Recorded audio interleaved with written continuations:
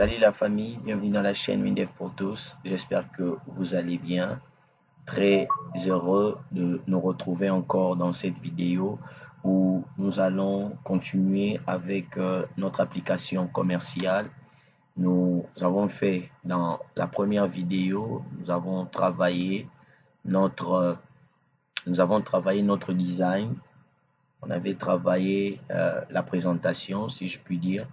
Nous avons créé une rubrique des catégories, c'est-à-dire des catégories de nos produits. Et ici, nous avons la liste de nos produits par catégorie.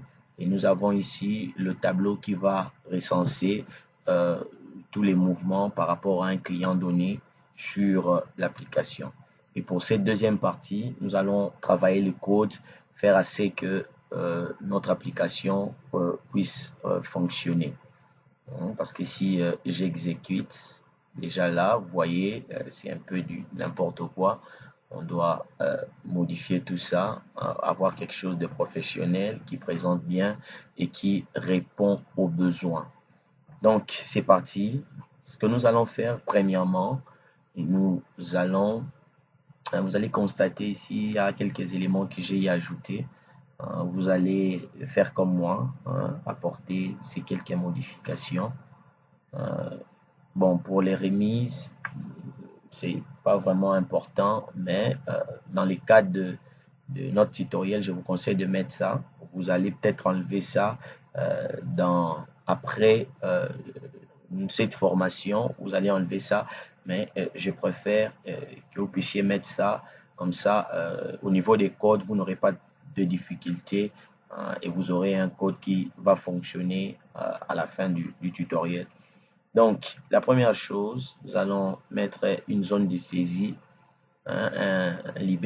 comment on appelle, une zone de saisie, je disais, zone de saisie que vous allez appeler quantité. Vous voyez, il n'est lié à aucun fichier. On vérifie la liaison juste en dessous. Si le fichier était lié, on allait avoir des indications juste en dessous ici. Par exemple, avec le combo client, le combo client, il est lié au fichier commande. Il vient du fichier commande. Là, nous avons le nom du client.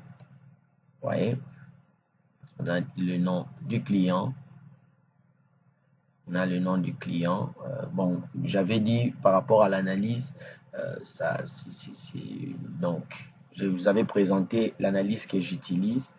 J'avais dit pour le cas de ce tutoriel, on aura besoin de quelques fichiers, juste ces fichiers-là.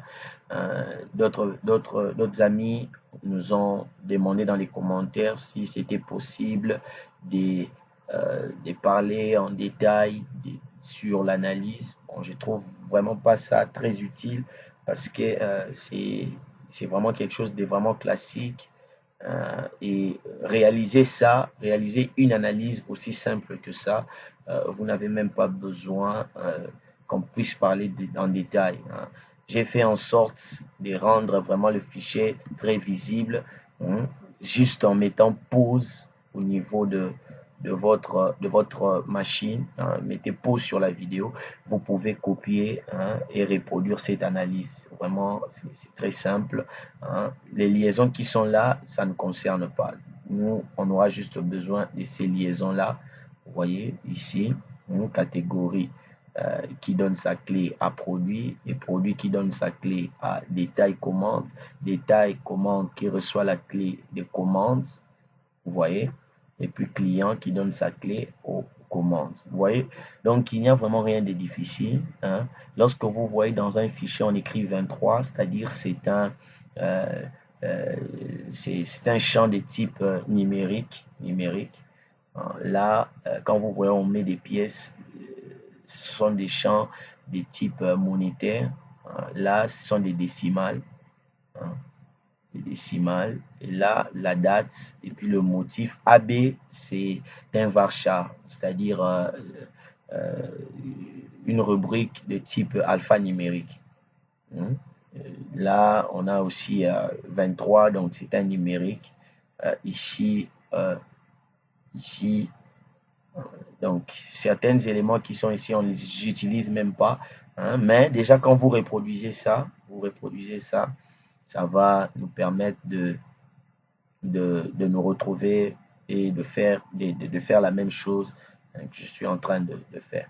Mais pour aider certains amis, je vais juste ouvrir rapidement les fichiers. Vous allez mettre les fichiers sur pause pour aider les personnes qui sont vraiment très débutants. Mais je pense que pour les autres, ça sera très facile de les reproduire. Donc, mettez sur pause, voilà le fichier, vous reproduisez tout ce qu'il y a. Et ici aussi, au niveau des catégories, on a des images ici, les noms de l'article et puis l'identifiant, détail commandes. On a ici détail commandes, les produits, les détails commandes.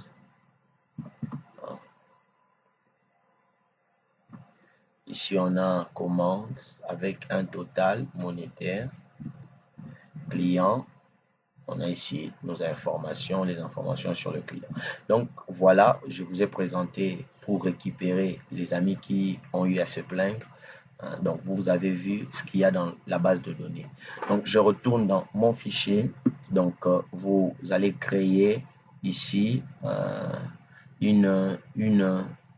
champ combo pour récupérer l'identifiant du client. Si vous avez du mal à créer ça à partir du champ combo ici, vous pouvez faire comme moi, quelque chose de très simple. Venez ici sur fenêtre, clic droit, créer une fiche, suivant. Là, vous aurez un fichier avec les liaisons qu'il faut et Windev le fait automatiquement pour vous. Fichier commande, là, suivant, suivant, suivant. Donc, vous voyez, il est là. J'ai ici. Donc, Windev vient de créer pour moi une fiche avec les différents champs qui sont liés au fichier. Je n'ai qu'ici à faire un copier. Vous copiez, vous allez mettre ça de l'autre côté. Vous allez mettre ça de l'autre côté. Donc, vous avez vu avec moi. Et vous allez aussi récupérer peut-être ça, total aussi. Vous allez prendre les deux, ça et ça. Vous faites un copier-coller. Vous faites un copier-contrôle, c'est-à-dire un copier-coller comme ceci, CTRL X.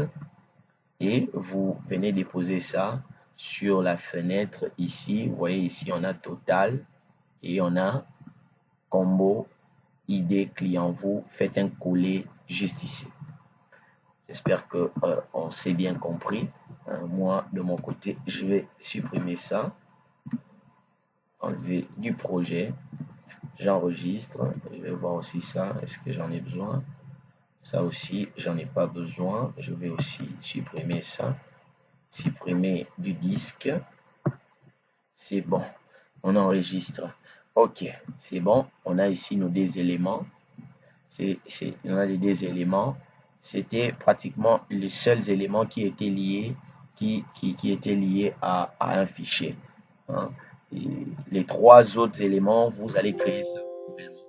Donc, vous allez juste ici, venir ici, prendre une zone de saisie. Vous pouvez prendre ça comme ceci, clic droit, et venir placer ça là.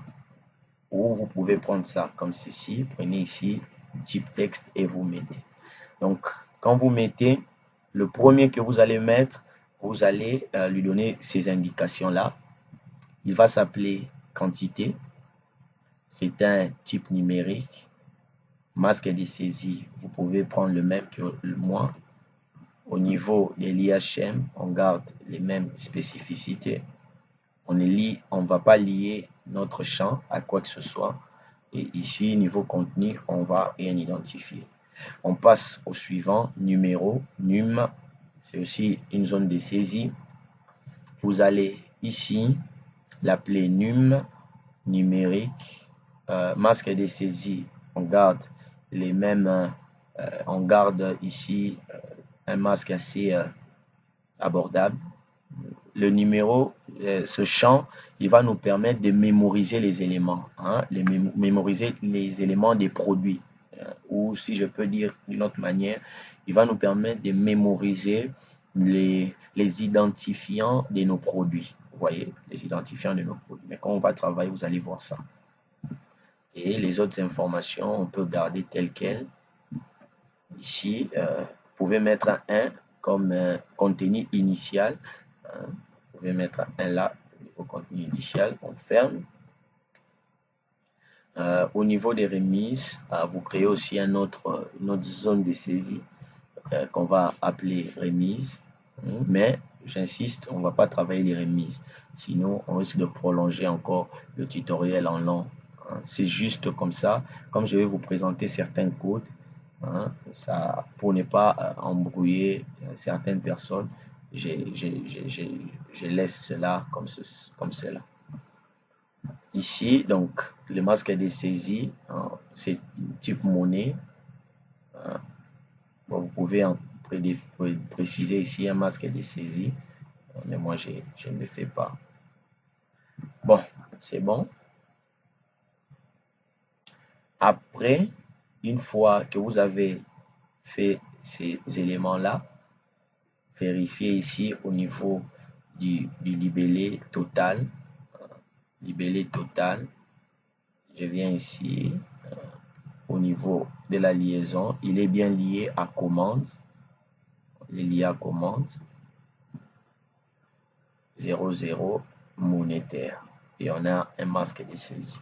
C'est parfait. Ok. La prochaine étape, nous allons ici au niveau de notre liste avec image. Nous allons vérifier la façon dont les éléments sont, la façon dont nous sommes en train de parcourir au niveau de notre fichier. Je viens sur le catégorie, j'ouvre cela.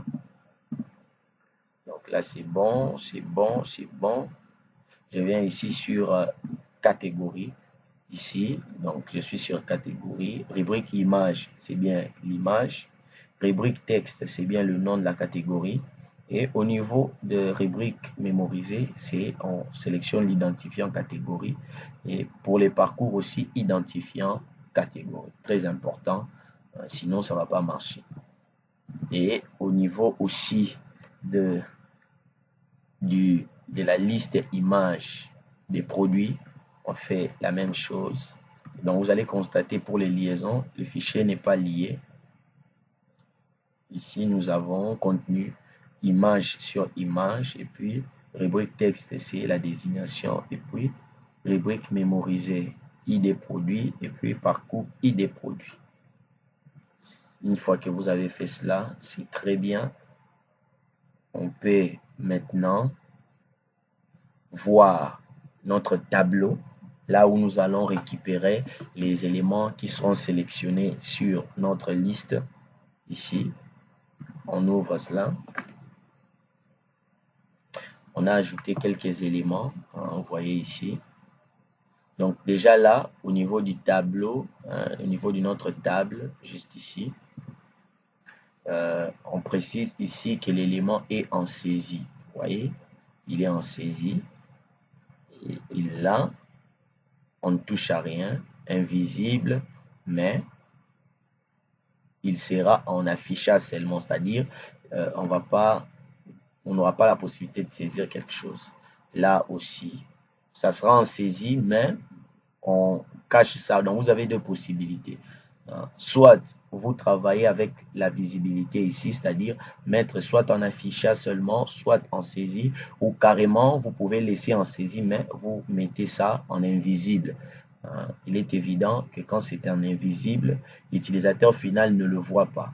Donc il ne peut pas saisir. Donc c'est deux manières de faire cela. Donc ici c'est en saisie, mais comme c'est en invisible, c'est-à-dire l'utilisateur final ne va pas voir. Et là aussi, en saisie, mais on a mis ça en invisible. Donc il est important que vous respectiez l'ordre que vous voyez ici. Parce qu'au niveau des tableaux, quand on manipule les tableaux au niveau du code, du W langage, les tableaux, donc comment je peux nous expliquer ça très simplement? Au niveau du tableau, c'est par ordre de priorité. Donc, la colonne qui vient avant, normalement dans le code, c'est cette colonne-là qu'on doit utiliser. Après, celle qui vient après, l'autre, jusqu'à arriver à notre dernière colonne. Vous voyez, donc il est important de respecter c'est cet ordre-là, parce que c'est cet ordre que je vais utiliser au niveau de mon code. Après ça, donc vous allez mettre ces différents éléments, mais comme moi, vous allez cacher d'autres éléments et laisser d'autres éléments en clair. Ou vous allez mettre d'abord, vous allez créer tout ça. Au lieu de mettre ça en invisible, vous allez laisser ça en visible. Hein. À la fin de la saisie de notre code source, quand votre application marche bien, c'est alors que vous allez mettre les éléments en invisible. Normalement, moi, j'ai mis cela en invisible parce que mon code tourne déjà très bien. Donc, j'ai fait les différents tests. Voilà pourquoi je me suis permis de mettre ça en invisible. Mais quand vous êtes en train de concevoir une application, c'est sûr, il faut d'abord garder ça en visible, faire les différents tests, mettre les codes qui sera adapté. Ensuite, vous allez rendre les différents éléments invisibles à l'œil de l'utilisateur final. Donc, je crois qu'on s'est bien fait comprendre. Ici, ça c'est l'idée produit, l'identifiant produit. Nous avons ici, c'est un combo. Hein, il est en saisie. Il est en saisie. J'insiste sur ça parce que c'est très important. Vous devez faire comme je suis en train de faire. Sinon, ça ne va pas marcher à votre niveau. Après ça, on a ici notre prix. Mais pour les identifiants produits, vous voyez, il est lié, oui. Mais on a aussi une liaison avec les différents éléments. C'est un combo. Et ici, on mémorise sur l'identifiant, mais au niveau de l'affichage, on affiche seulement le nom de l'élément. Comme c'est un combo, il va afficher ça.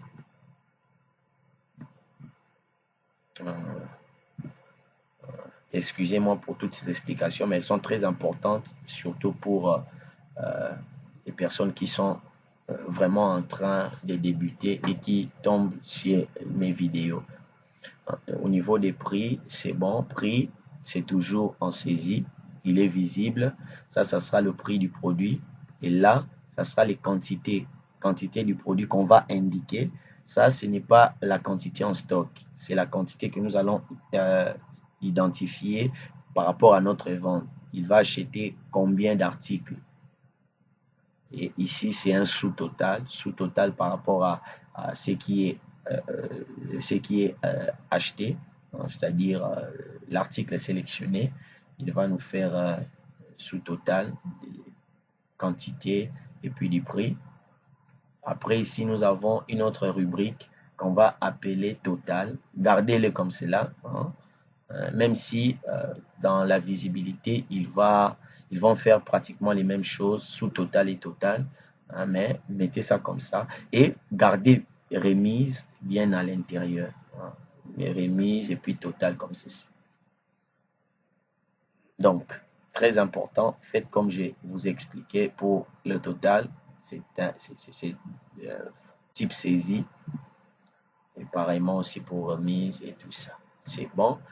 Une fois que vous avez respecté les différentes manipulations au niveau de votre tableau, vous pouvez valider tout ça. Une fois validé, ce que nous allons maintenant faire, nous allons travailler notre code. Premièrement, je viens au niveau de la fenêtre. Dans la fenêtre, nous allons mettre ici, dans la fenêtre, déclaration globale,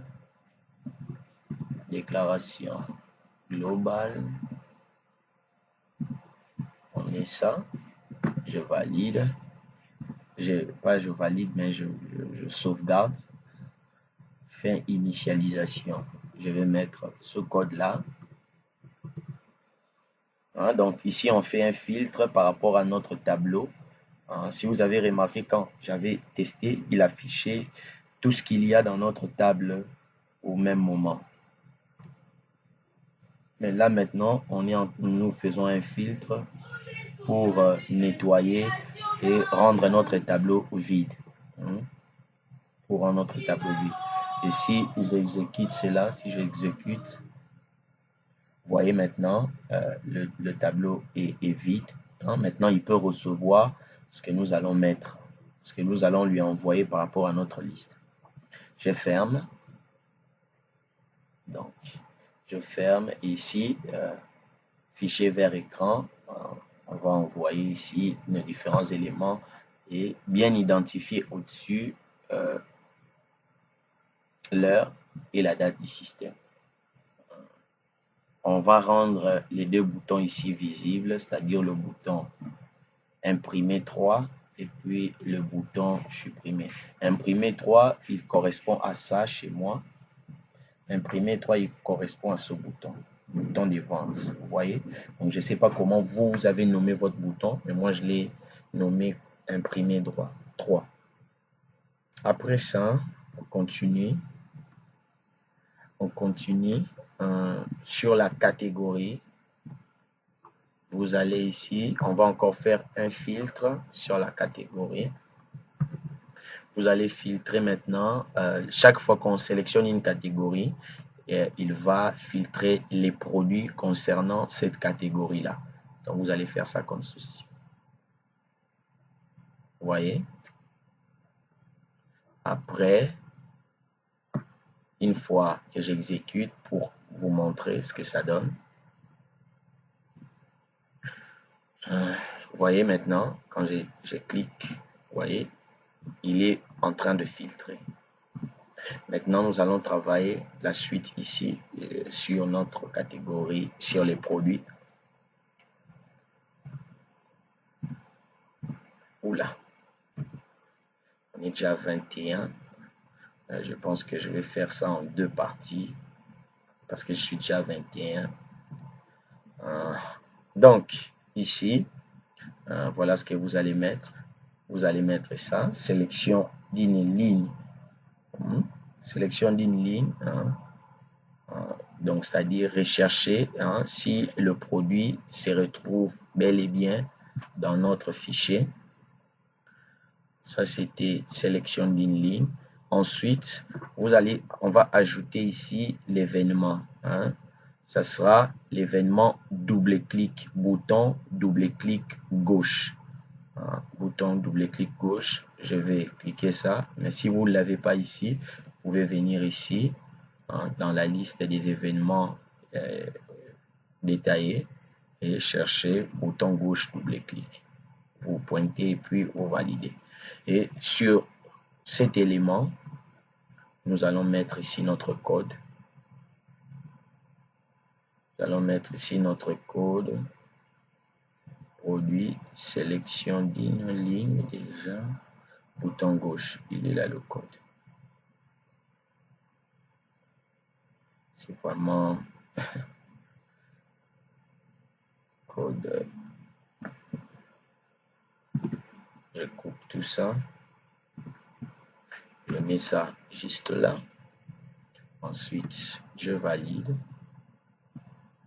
Je vous présente ça.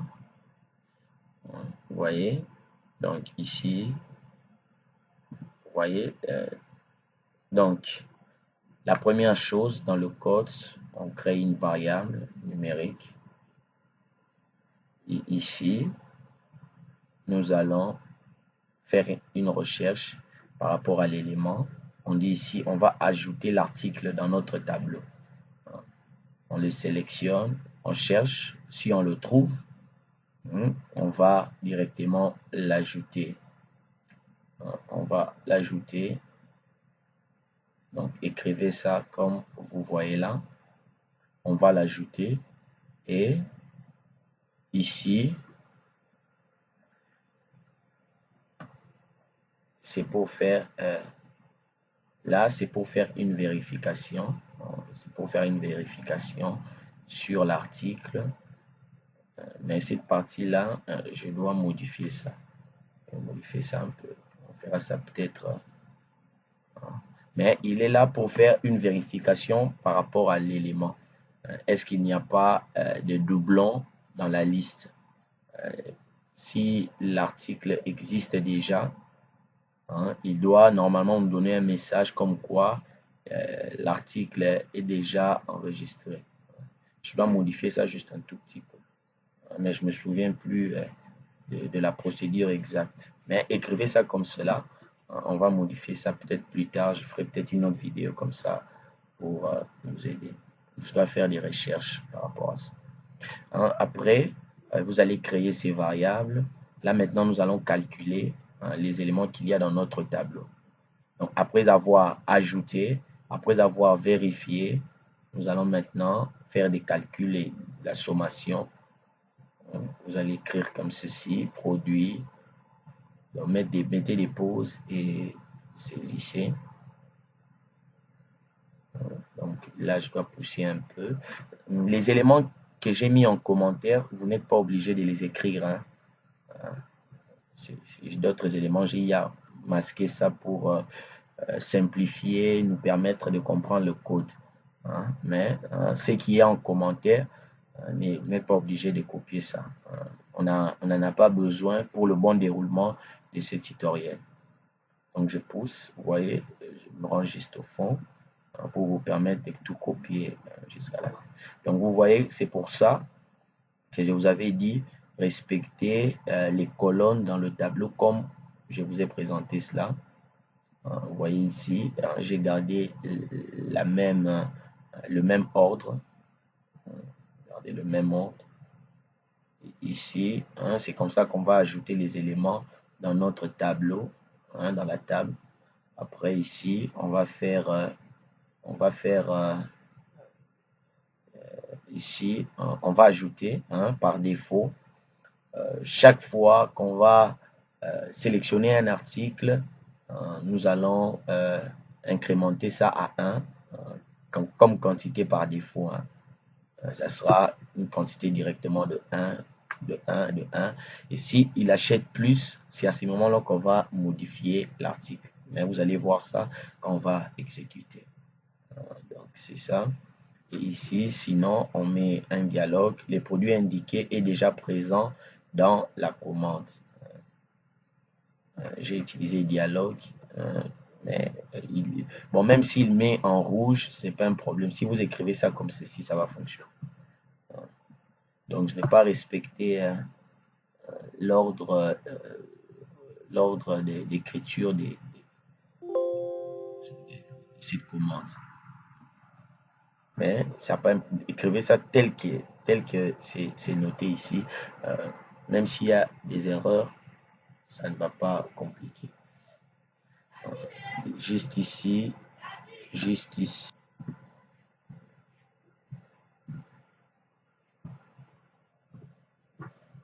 Et ici. Notez ça. Quantité Y, quantité non valide parce que stock est épuisé. Et là, on fait aussi un contrôle. Lorsque la quantité identifiée est inférieure à la quantité en stock. Donc, on fait ici aussi un test. Et il va envoyer le message comme quoi le stock est épuisé ou le stock est insuffisant. Et des informations qui vont permettre à l'utilisateur de bien comprendre de quoi il est question. Et là, en pan, vous identifiez tout ça. Et là, on fait ici, sur notre libellé total, on va identifier, on va indiquer le total de la facture. C'est ce qu'il y a ici. Ok, j'enregistre. Ça, je désactive.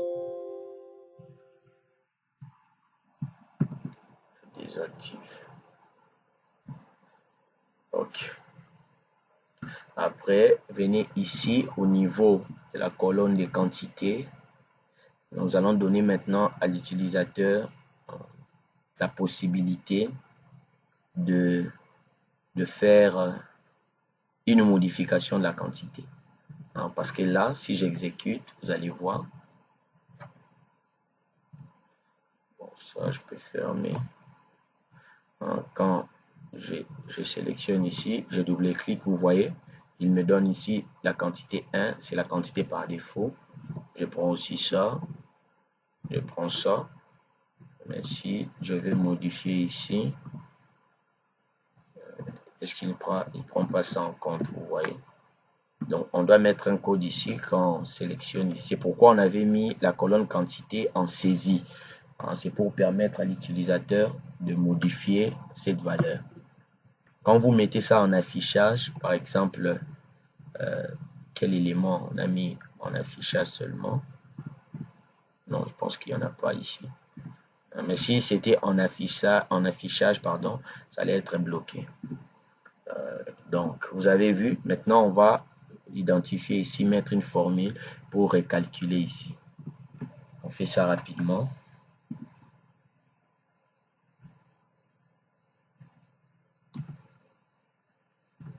On fait ça très rapidement. On valide. Donc ici, nous avons ici colonne sous total, prix fois quantité moins remise. Ça c'est si vous voulez gérer les remises, mais je peux limiter ma formule à ici. Je peux enlever ça. Je peux enlever ça. Mais je garde ça. C'est pour vous donner aussi une idée. Si vous voulez travailler, aller plus loin et travailler les remises. Un total ici, même formule, quantité fois prix. Et puis ici maintenant, nous allons réactualiser notre total par rapport aux valeurs, à la nouvelle quantité qui a été saisie. On rafraîchit tout ça. Je viens ici, on prend ça, on prend ça, on prend ça. Ici, je mets par exemple 3. Vous voyez, quand je mets 3 directement, il multiplie ici. Je mets par exemple 2. Vous voyez, ça fonctionne très bien. Maintenant, prochaine étape, avant de finir le tutoriel, j'ai oublié de vous montrer une variable locale que nous avons créée dans cette fenêtre. C'est celle-ci, créer cette variable locale. Une procédure locale, si vous voulez. Donc, le nom de la procédure est ici, c'est calcul détail commande. Avec cette variable. Donc, c'est la variable sous total que j'ai utilisée dans les autres éléments que j'ai utilisé juste ici au niveau de notre champ. Donc, moi, je devais même commencer par là. C'est sûr, plusieurs auront des difficultés à ce niveau. Parce que si on l'a utilisé, est-ce qu'on l'a utilisé ici? Je pense qu'on l'a utilisé. Ok, vous voyez ici, calcul détail commande, c'est une variable, c'est une procédure, c'est cette procédure ici. On l'a utilisé ici avec ces éléments total, et puis on renvoie le résultat de cette variable à notre procédure. Je pense que c'est bon, vous avez vu ça. Et pour la variable heure, la procédure heure, c'est tout simple, on récupère l'heure de la machine. Donc, pour cette deuxième partie, on va rapidement, je montre le bouton valider, et puis on va clôturer cette vidéo. Donc, pour le bouton vente, ici, pour le bouton vente, vous allez créer cette variable i est un numérique, et puis i est égal libtot. Après, on va ouvrir, vous allez créer une fenêtre que vous allez appeler finaliser. Vous allez créer finaliser, et puis on va se retrouver juste après où nous allons travailler cette fenêtre et enregistrer les autres éléments dans notre fichier pour avoir les informations de la facture. Merci de m'avoir suivi. de très bonnes choses à vous. J'espère que vous n'aurez pas de difficulté à reproduire ces tutoriels. De très bonnes choses à vous. N'oubliez pas de partager la vidéo et de commenter. Mettez vos commentaires sur les vidéos. Et n'oubliez pas aussi de lâcher un petit pouce sur les vidéos hein, si les vidéos vous plaisent. Merci, prenez soin de vous. À plus tard.